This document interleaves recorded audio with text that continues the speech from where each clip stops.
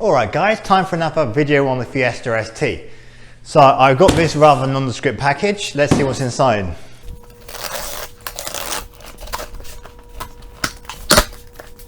Here are some big chunky fitting instructions from Mountune for the Fiesta ST intercooler. Let's get it out of the box, make a start.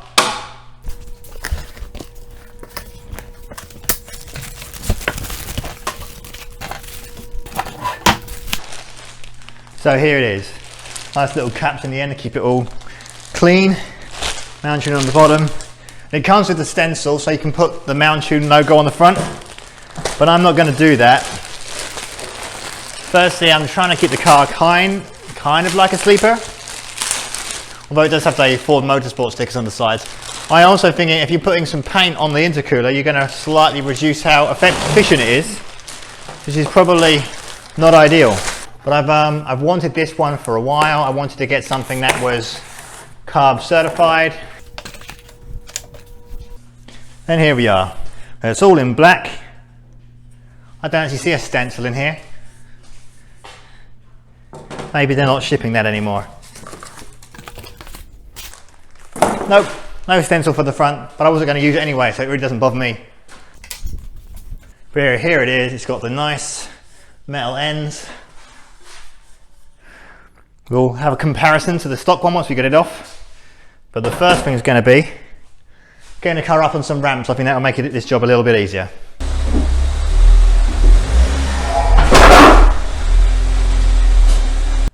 Okay, so the first thing you've got to do is get the car up on the ramps. Also put chocks behind the back wheels so it's not going to go anywhere. The first thing we need to do is remove these two screws here and here from the slam panel cover.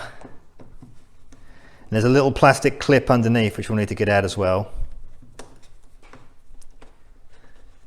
So there's a screw on this side, and then a little clip here just pops out. And we'll do the same on the other side. Okay, so once you've got those two bits out the front, then you'll be able to take the two T30 Torx bits out the back here of the headlights. And there's one more set of T30 Torx bits down the front. We'll take those out.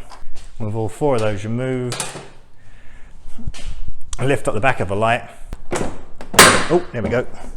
And once you pull it clear, you reach down, disconnect the wiring harness.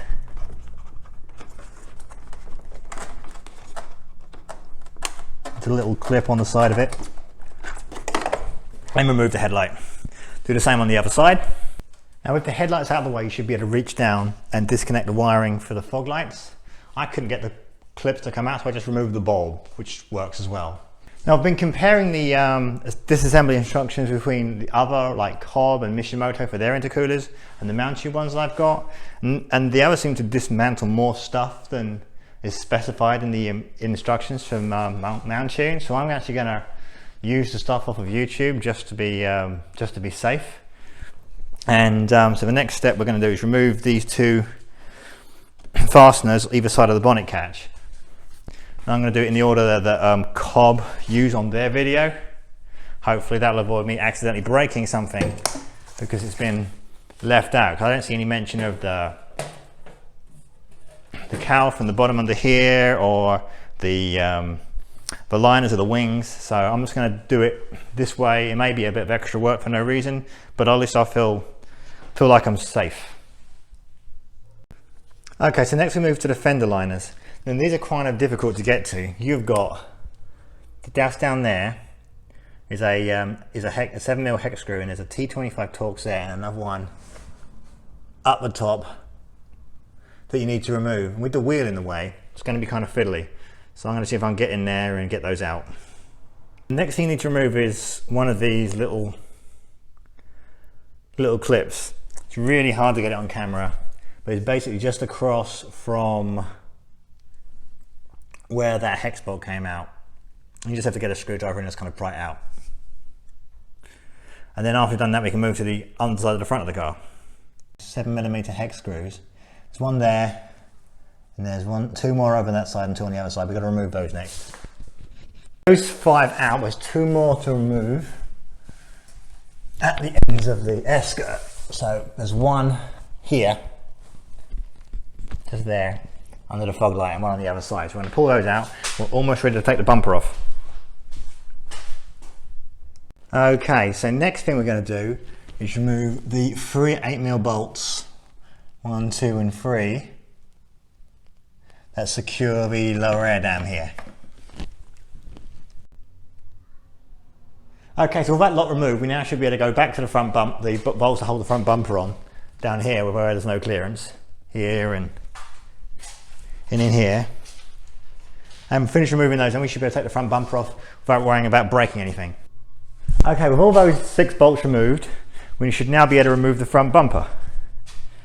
So we just have to free it off of each side, like so, and then it should just lift away.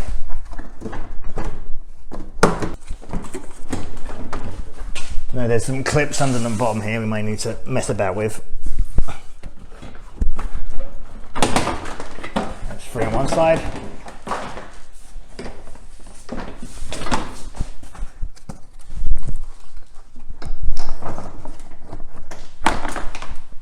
And there we go. We'll put this somewhere safe. Okay, so here's the intercooler. First thing we're going to do is remove the Jubilee clips on the cold and hot sides so we can get the pipes off. Then we're going to remove the bolts here and here, so this is out of the way so we can remove it, and then the 2 bolts that hold the intercooler in are underneath, so we're going to have to remove this section here as well. So once you remove the 2 screws, the ones that go on either side of this part, this literally just pulls away. So with those removed, we should now be able to remove the original intercooler. You pull the bottom towards you want to seat it, and then it should just come straight out like this. Okay then, now with the intercooler completely removed, we can do a small comparison. I mean, the weight difference is obvious. There's a 2 side by side. You can see the Mountune one here is quite a bit thicker than the 4-point, it's a little bit longer. Height's about the same. We need to transfer the little rubber tops here. Oh yeah, the rubber tops are still in the car. There's one there and one there, so they stayed in the car.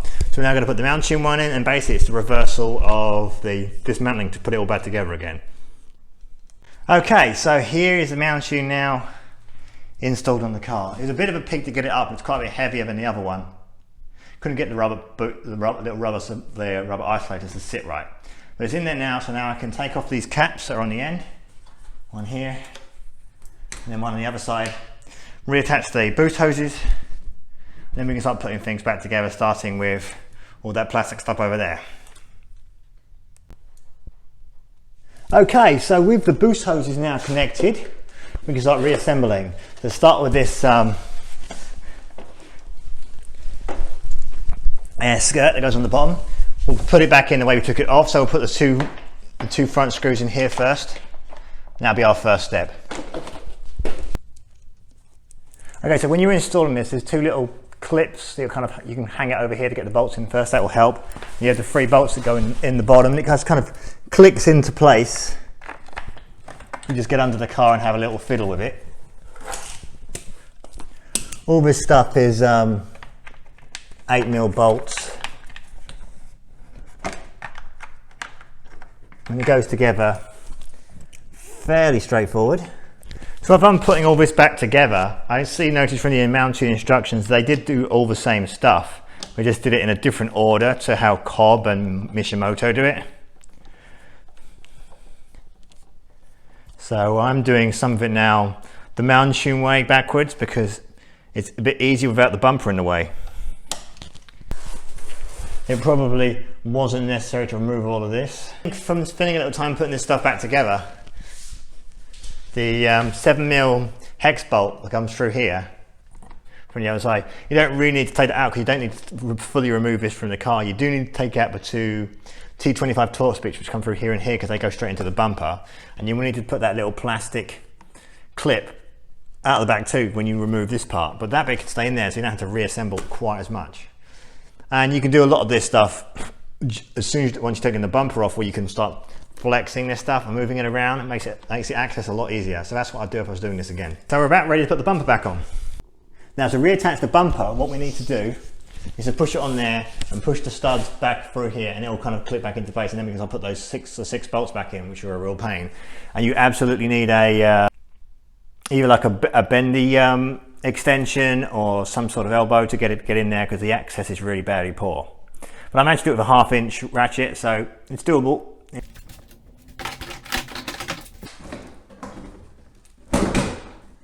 I think that's about it.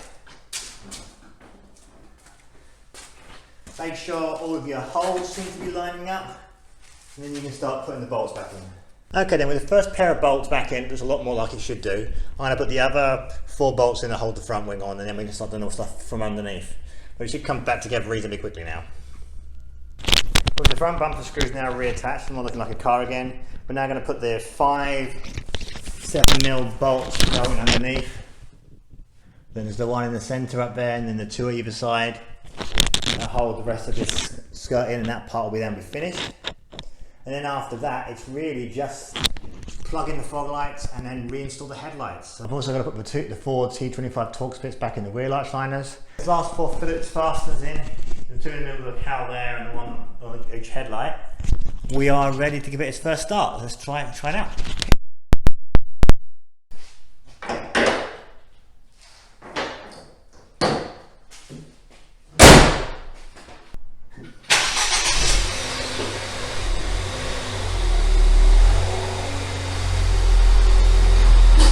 And that is installation complete. Okay, the next video will probably be the exhaust, but I'm not planning on doing that for a while.